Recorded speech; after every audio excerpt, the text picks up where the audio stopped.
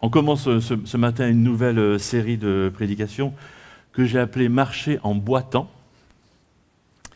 Parce qu'à force de lire la Bible, je me suis rendu compte que tous les personnages dont elle parle, sauf un, tous les personnages dont elle parle avaient des défauts, avaient comme des boiteries, comme des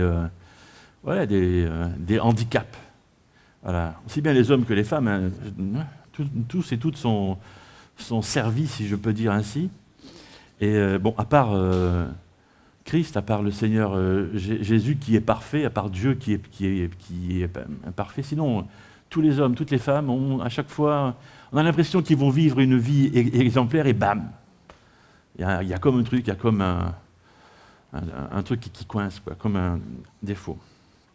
Et en guise d'introduction à cette nouvelle série, je vais rappeler une partie de l'histoire d'un des personnages de la Bible, Jacob.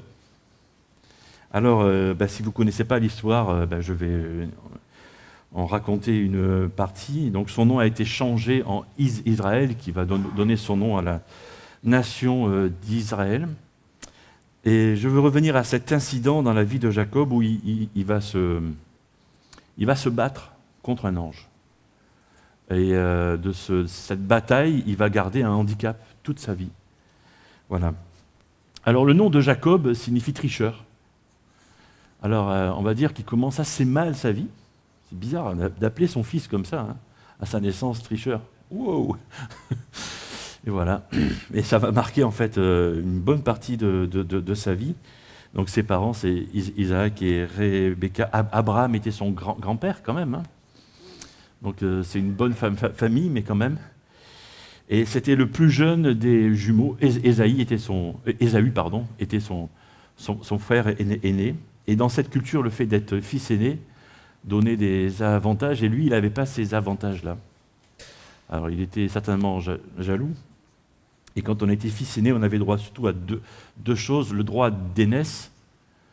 Et quand on était aîné, le jour où le papa décédait, on devenait le chef de la famille et on héritait d'une grande partie des biens de la famille, donc c'était pas mal, quoi. Hein. Et puis surtout, dans cette famille-là, on héritait de la bénédiction qui avait été donnée à Abraham par Dieu. Ça, c'était royal, quoi, si je peux dire ainsi. Voilà. Et Jacob n'avait pas ça. Mais Ésaü, oui.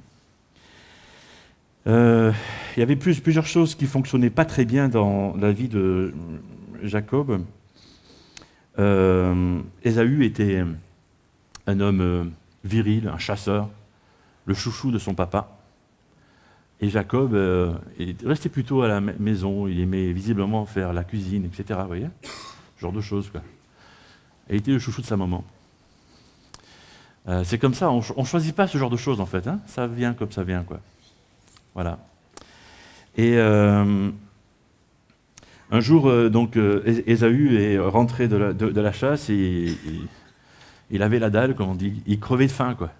Et son frère, Jacob, avait préparé un bon plat et Jacob a tenté le tout pour le tout. Il dit, moi je te file à manger si tu me donnes ton droit d'aînesse. Ouais, pourquoi pas. Et bim. Voilà, le droit d'aînesse est passé du frère aîné au cadet. Alors, qui blâmer dans cette affaire? Heureusement que ce n'est pas moi le juge, hein, parce que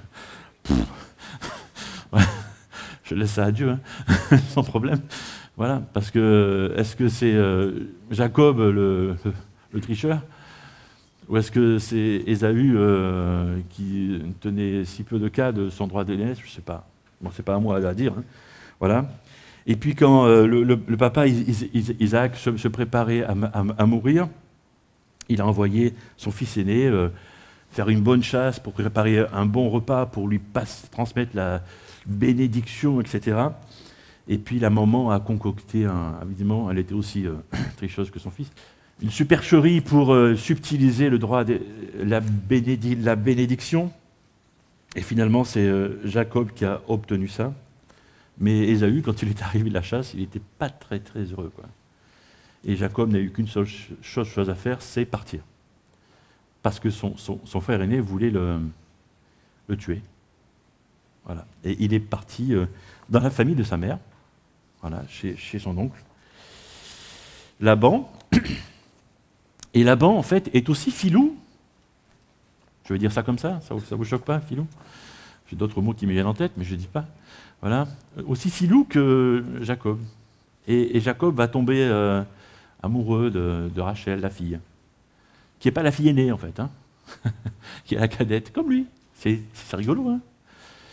Mais Laban ne veut pas se débarrasser, entre guillemets, de la cadette en premier. Il veut se débarrasser de l'aînée. Donc Laban lui dit, ok, si tu travailles pour moi 7 ans, tu pourras te marier avec celle que tu aimes. Mais le soir du mariage, il se fait avoir. Voilà, il se retrouve avec Léa.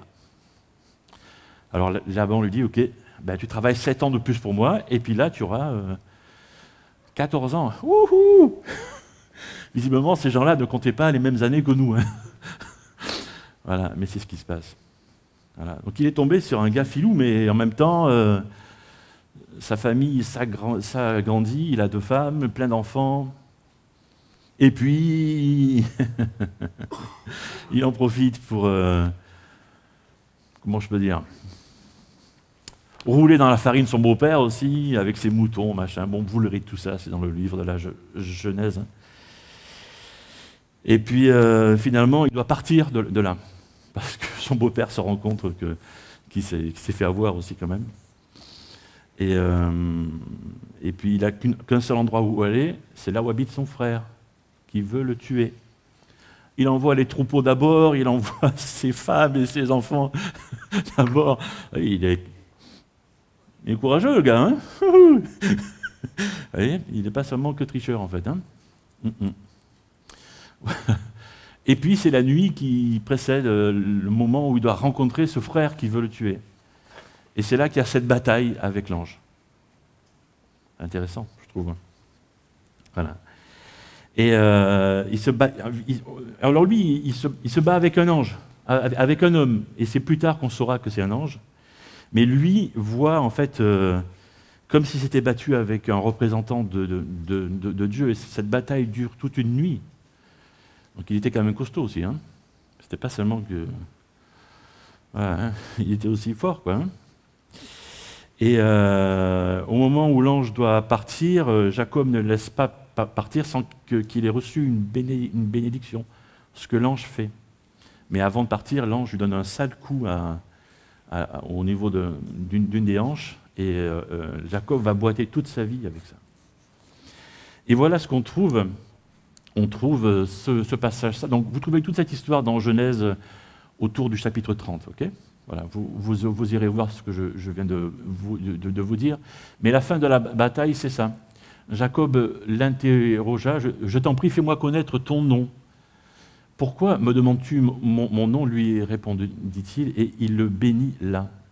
Jacob nomma ce lieu Péniel, ça veut dire la face de Dieu, car dit-il, j'ai vu Dieu face à face et j'ai eu la vie sauve.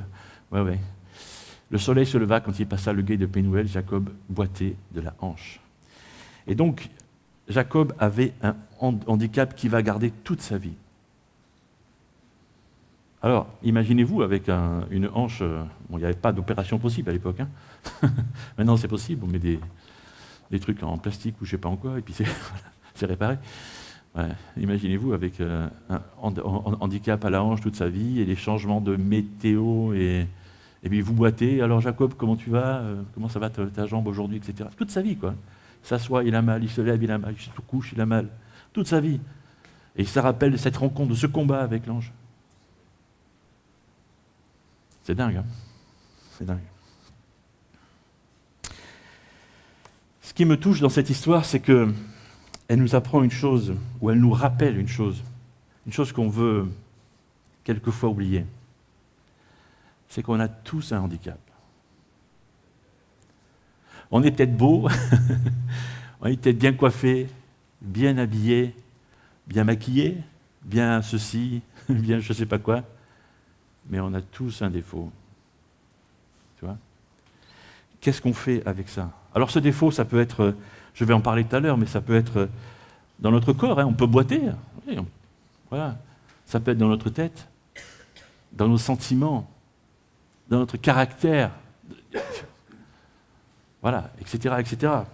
mais on a tous cette blessure, ce handicap qu'on va porter toute notre vie. Qu'est-ce qu'on en fait? Qu'est-ce qu'on en fait?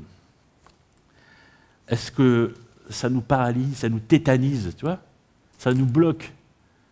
Et on va pleurer toute notre vie avec ça?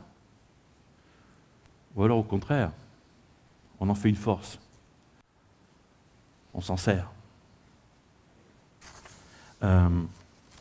Chaque personnage de la Bible, si vous lisez la Bible, vous le savez, avait un défaut, avait un handicap. Ils étaient tous différents par rapport aux différentes époques, des hommes, des femmes, des enfants, des jeunes, des vieux, des gens dans la force de l'âge, etc., etc., mais ils avaient tous un défaut. Et on voit que ce défaut leur a été utile pour servir Dieu, pour écouter Dieu et pour faire ce que Dieu leur a demandé de faire. Et ce défaut leur a été utile. C'est comme si Dieu leur avait dit, ben voilà, ce défaut va te servir pour ce que j'ai pour toi. Précisément, pas pour le voisin, pas pour ton père, ta mère, tes frères ou tes sœurs. Ce ne sera pas le bonheur. Non, ça t'est utile pour toi, pour ce que je veux pour toi. Donc mon premier point, c'est comprendre d'où vient notre handicap, notre défaut, appelez ça comme vous voulez. Et ça peut venir de notre condition physique. On a peut-être quelque chose qui ne fonctionne pas bien dans notre corps. Voilà, on est peut-être boiteux, un bras qui ne marche pas bien, un œil qui ne marche pas bien, je ne sais pas. Voilà, c'est de notre corps. Un déséquilibre dans le cerveau, ouais, c'est notre corps, c'est notre santé, un problème de santé. Voilà. Les maladies, voilà, il y en a tellement, je ne vais pas toutes les citer. Ou ça peut être, ça peut venir de notre éducation, de là d'où on vient. Ça nous marque toute notre vie. Voilà. Et on peut garder un handicap suite à notre éducation. Est-ce qu'on a pu grandir dans un foyer qui n'était pas fonctionnel, je vais dire ça comme ça. Voilà. Est-ce qu'on a subi un abus physique, un abus psychologique, un abus sexuel, etc., etc. Il y a plein de choses. Mais c'est de là d'où on vient. Et ça nous a marqués. Et ça peut devenir un handicap pour nous. Il y a aussi des questions d'injustice.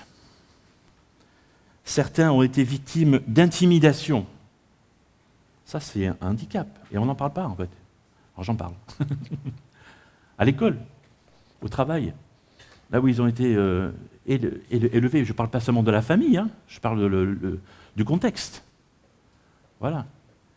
Où on a été maltraité. Et puis, ça conduit à une souffrance. Et des fois, on a même du mal à le formuler, à le verbaliser, ça. Et quand on arrive à le verbaliser, on commence à comprendre seulement, ah ouais, je comprends pourquoi je réagis comme ça dans telle ou telle situation. Ah ouais. Bon, ok. D'accord. Ou alors, un choix. Parce que des fois, on fait des choix. Alors, c'est pas que... Des fois, on fait des bêtises. On appelle ça comme ça, des bêtises. Okay. Bon. On veut faire cette bêtise, on le fait, ok, ben, on fait un choix, on assume. On assume nos responsabilités. Des fois, on ne fait pas exprès. Mais il faut assumer les responsabilités aussi. Voilà. Et ça, après, on peut se retrouver handicapé par ces choix qu'on a fait. Et c'est ainsi. Ou alors, parce que on vit simplement dans un monde qui, franchement, j'ai marqué un monde brisé, mais on va dire un monde qui ne tourne pas très rond. Pour faire simple. Un ami que moi j'estime serviteur de Dieu, il n'est pas reconnu comme ça, mais moi je l'estime ainsi. Cette semaine a été encore opéré du cœur, il est dans le coma encore, mais alors on peut se poser la question, pourquoi Dieu permet ça? Ou pourquoi Dieu a laissé le diable faire ça? Tu vois, c'est des questions qu'on se pose, quoi.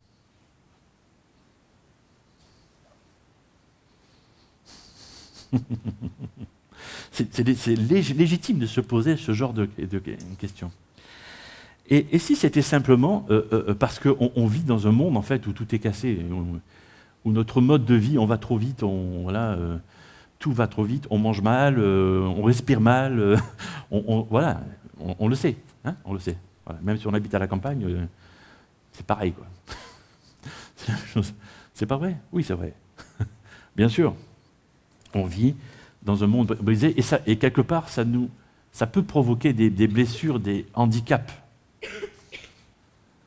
Alors, je vais vite fait passer sur ce que je vais dire pendant les 6 prochaines semaines. La semaine prochaine, on va parler de la peur. Alors, la peur peut être bénéfique quand il y a un danger qui vient, et ça nous prévient du danger, et ça peut nous garder saufs, voilà, éviter au mieux qu'on se blesse, au pire qu'on meure. Voilà. Donc la peur peut être une très très bonne chose, mais il y a quelquefois des peurs qui ne sont pas rationnelles, et quelquefois des peurs qui sont imaginées. Et on va parler de ça la semaine prochaine, surtout quand c'est ce type de peur-là qui nous paralyse, qui nous empêche d'avancer, de grandir. La semaine suivante, on va parler de culpabilité. Quand on a fait des bêtises, dont je parlais tout à l'heure, des choses qui ne sont pas bien, la Bible appelle ça des péchés, ben, on appelle ça des péchés si vous voulez, si ça vous met à l'aise. Ok. Peut-être qu'on a demandé pardon aux gens à qui on a fait du mal, peut-être qu'on a demandé pardon à Dieu, et puis on a quand même cette culpabilité qui est comme un handicap, en fait, comme une blessure qu'on porte. On va parler de ça. La semaine suivante, on va parler de douleurs physiques. Et oui, mais il y en a qui sont aussi blessés dans leur corps, quoi, vraiment. Voilà, et qui sont dans cette douleur-là. Et la semaine suivante, on va parler de douleurs émotionnelles, qui quelquefois sont pires que les douleurs physiques. Alors, ceux qui ne souffrent pas de ça, entre guillemets, pas se moquent, mais oh, c'est pas grave. C'est pire qu'une douleur physique. À la limite, il vaut mieux avoir une hanche cassée, au moins tu sais ce que tu as, quoi. Tu vois? Ouais, j'ai mal parce que j'ai un os qui est cassé, quoi, ou de travers. Ouais.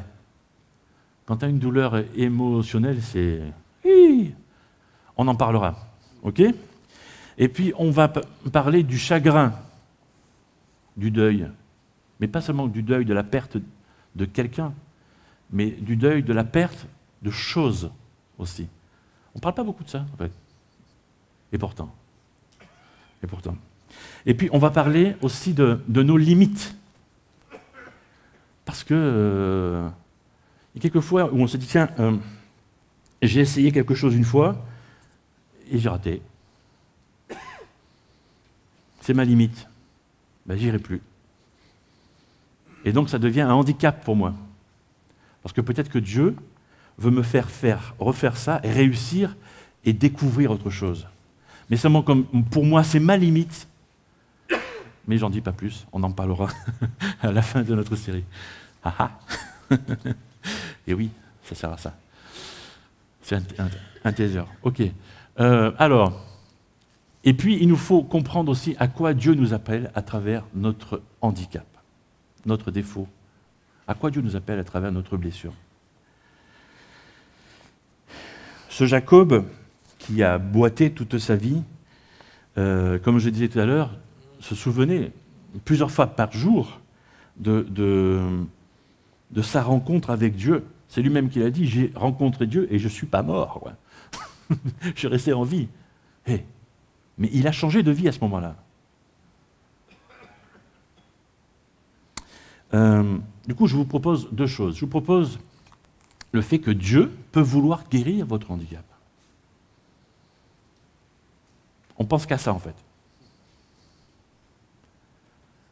Dès qu'on a mis un nom sur notre blessure, dès qu'on a mis un nom sur ce qui nous empêche de progresser et qu'on connaît Dieu, on va tout de suite demander à Dieu, ben Seigneur, guéris-moi de ça. enlève-moi ça, répare ma jambe, répare mon œil, répare mon caractère, répare mes émotions, que sais-je, tu vois. Mais pourquoi pas? Qui je suis, moi, pour vous empêcher? Ouais, faites ça. Demandez à Dieu. Pourquoi pas? On a un Dieu qui est le Dieu des miracles. Ouais. C'est peut-être ça que Dieu veut. Donc, il faut lui demander. Et dans la Bible, il y a plein de gens qui ont demandé à Dieu et à Jésus quand il était là. Jésus, je suis boiteux, tu peux me réparer, s'il te plaît? Ouais, tu crois? Ouais, je crois. Et hop. Et je te répare une jambe, je te répare un œil, je te répare ceci, je te ressuscite, machin. Ouais, oh, wouhou. Ouais, c'est ce qu'a fait Jésus pendant tout le temps qu'il était sur terre. Mais malgré tous les miracles que Jésus a accomplis, vous remarquerez, si vous connaissez la vie de Jésus, c'est qu'il n'a pas guéri tous les hommes qui avaient besoin de guérison. Il n'a pas ressuscité tous les morts. Voilà, le jour où il est retourné dans le village où il a grandi, à Nazareth, Marc nous dit qu'il ne put accomplir là aucun miracle. Oh, sinon, quelques malades à qui il imposa les mains et qui guérit. Oui, ça fait un peu ça, quoi. Ouais, il y avait 2-3 personnes qui... Ok. Ça veut dire qu'il y en avait plein d'autres. Mais ceux-là, il ne les a pas guéris. Alors, il ne les a pas guéris, ceux-là, parce qu'ils n'avaient pas la foi. Et si on veut être guéri par Jésus, si on veut être réparé, entre guillemets, il faut croire que Dieu peut le faire. Mais ces gens-là n'avaient pas cette foi-là. Voilà. Et puis, à un autre moment, dans Jean chapitre 5, on voit que c'est Jésus qui vient à la piscine de Bethesda. Et il y a là plein de gens qui sont là parce que de temps en temps la piscine bougeait toute seule, et puis le premier qui se jetait dans l'eau était guéri. Et puis là, il vient là, et puis il y a un gars il était tellement handicapé qu'il n'avait pas la force de se jeter dans l'eau. Ça faisait longtemps qu'il était là. Et puis Jésus va guérir cet homme-là. Mais il y en avait plein d'autres. Regardez, les galeries étaient remplies de malades qui restaient couchés, des aveugles, des paralysés et des impotents. Et Jésus ne les a pas guéris à eux. Il a guéri juste un gars. Vous voyez, Jésus n'a pas guéri tous les hommes, toutes les femmes, tous ceux qui avaient besoin d'être guéris. Pourquoi? Je ne sais pas. Voilà. Je suis un pasteur qui ne sait pas tout. C'est bien. J'ai mes limites aussi. Et alors, certainement, plusieurs d'entre eux n'avaient pas la foi. Et puis, parce que... Mais on voit ça aussi avec... on peut demander à Dieu de nous guérir. On voit ça dans Jacques chapitre 5. L'un de vous passe-t-il par la souffrance, qu'il prie? Un autre est-il dans la joie, qu'il chante des cantiques? L'un de vous est-il malade, qu'il appelle les responsables de l'Église, qui prieront pour lui? Après leur avoir fait une onction d'huile au nom du Seigneur, la prière faite avec foi, vous voyez, obtiendra la guérison du malade et le Seigneur le relèvera. S'il a commis quelques péchés, il lui sera pardonné. Confessez vos péchés les uns aux autres et priez les uns pour les autres, afin que vous soyez guéris. Quand un juste prie, sa prière a une grande efficacité. Donc on peut prier. Et puis, un deuxième point ici, c'est que Dieu peut vouloir nous apprendre quelque chose au travers de notre défaut. Dieu peut vouloir nous apprendre quelque chose au travers de ce handicap qu'on va garder toute notre vie. Alors, Jacob, lui, s'est souvenu toute sa vie que cette nuit-là, sa vie a changé. Son nom même a changé. Il s'appelait Jacob, il est devenu Israël. Et il a donné son nom au pays après. C'est tellement fort ce changement dans sa vie, cette rencontre avec Dieu, qu'il a marqué physiquement, que son nom a changé. Il ne pouvait plus s'appeler tricheur. C'était fini. Alors, quand on parle de handicap, on pense aussi à l'apôtre Paul, qui est un des grands écrivains du Nouveau Testament. Et on savait qu'il avait un handicap, on ne sait pas trop lequel. Et il en parle ici dans la deuxième épître, la deuxième lettre aux Corinthiens, au chapitre 12. Il dit ceci: « Si je voulais me vanter, je serais un insensé, car je ne dirais que la vérité, mais je m'en abstiens. Je désire éviter que l'on fasse de moi une idée supérieure à ce qu'on peut déduire de mes actes et de mes paroles.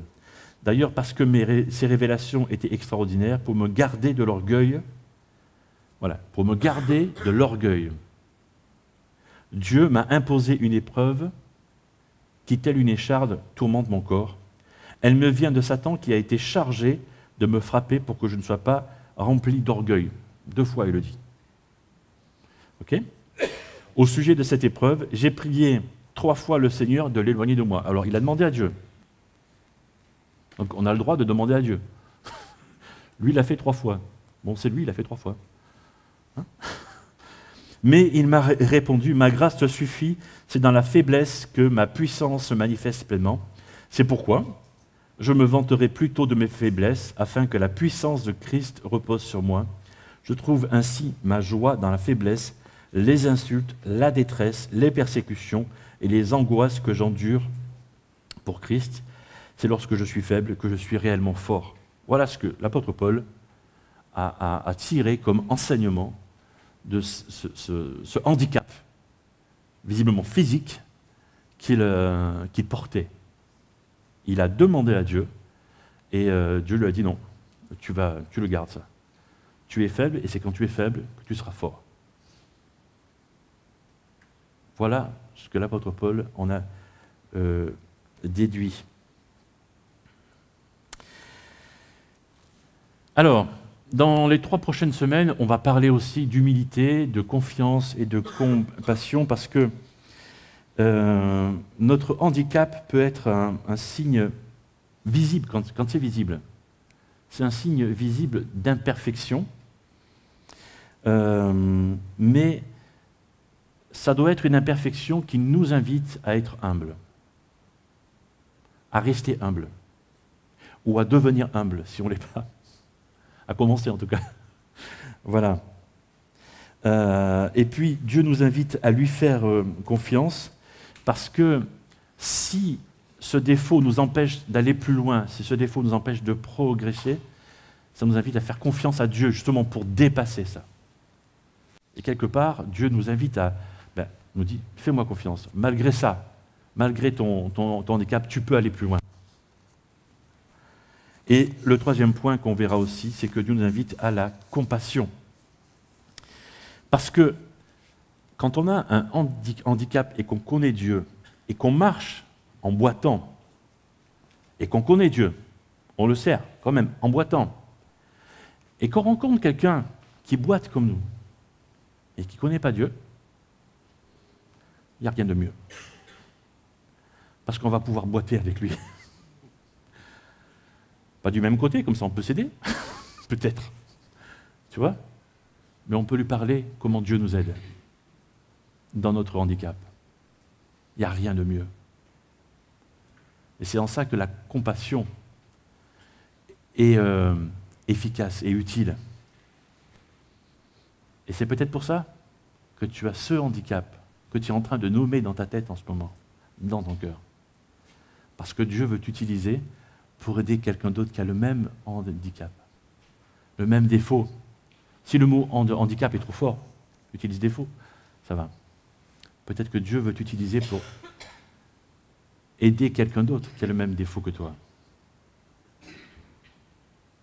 Je vous invite à un temps de recueillement et de prière, maintenant, pour terminer ce temps de prédication.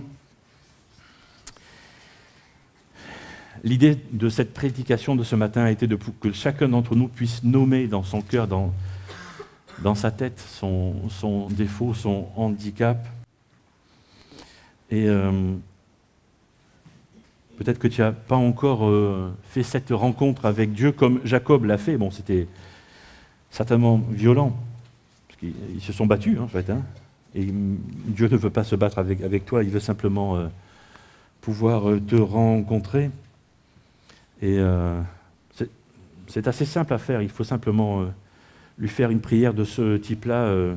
Seigneur, je ne te connais pas beaucoup, mais j'aimerais apprendre à te connaître. Viens habiter dans mon cœur, viens habiter dans ma vie. Et pardon pour les erreurs que j'ai faites jusqu'à présent. Et aide-moi à ne plus en faire. Et montre-moi la prochaine étape. Montre-moi comment me comporter. Montre-moi comment parler. Montre-moi comment penser. Et voilà, merci Seigneur pour tout ce que tu fais pour moi. Voilà, peut-être que tu es venu ce matin juste pour rencontrer Dieu, et c'est déjà une très très grande chose. Mais peut-être aussi que tu es là pour nommer dans ton cœur, dans ton âme, ce handicap, et que tu es en train de le faire. Et peut-être que ça fait des années que tu pries Dieu, Seigneur, délivre-moi de ça, délivre-moi de ce défaut physique, et délivre-moi de ce défaut émotionnel, délivre-moi de ce défaut voilà, que j'ai acquis dans mon enfance, délivre-moi de ceci, de cela. Mais Dieu ne le fait pas. Mais peut-être que Dieu veut t'utiliser avec ce défaut pour rencontrer quelqu'un d'autre et partager de ton expérience avec lui. Alors peut-être que tu as une autre prière à faire, c'est celle-ci. Seigneur, je te demande de m'aider avec ce défaut que je porte. Et merci parce que tu es le maître de ma vie. Et montre-moi comment dépasser mes limites. Et montre-moi, Seigneur, qui je dois aider. Et donne-moi tout ce qui est nécessaire pour pouvoir aller vers cet autre et marcher en boitant avec ce défaut, avec lui, avec elle.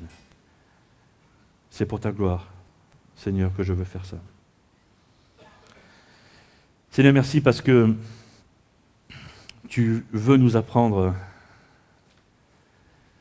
à vivre avec toi chaque jour. Et c'est des choses sérieuses, Seigneur, parce qu'on parle on parle pas seulement des apparences, là. On parle de ce qui nous gêne tous les jours dans notre vie.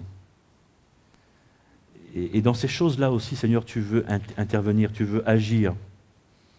Tu veux nous montrer comment nous en débarrasser ou comment vivre avec. Comment utiliser ce que nous considérons comme mauvais dans notre vie. Comment utiliser ça pour toi. Et c'est tellement beau, Seigneur, que nous voulons te dire merci.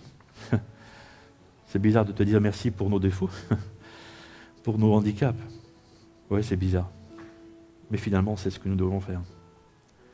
Et te dire merci parce que tu es tellement grand, tellement bon, tellement généreux avec nous.